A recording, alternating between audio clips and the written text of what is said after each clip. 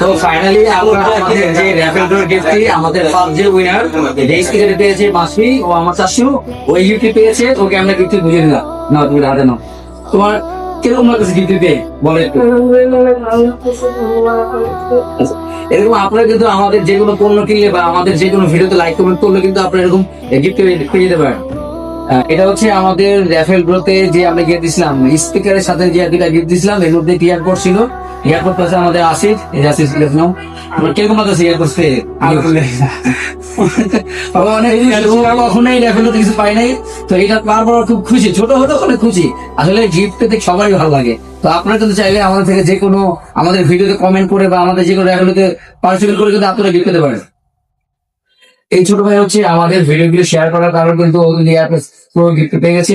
আপনারা চাইলে কিন্তু আমাদের যে কোনো ভিডিও বেশি শেয়ার করে দিতে পারেন। ধন্যবাদ। ঠিক আছে, আমি আপনার ভিডিও বেশি বেশি শেয়ার করেছি, লাইক করেছি,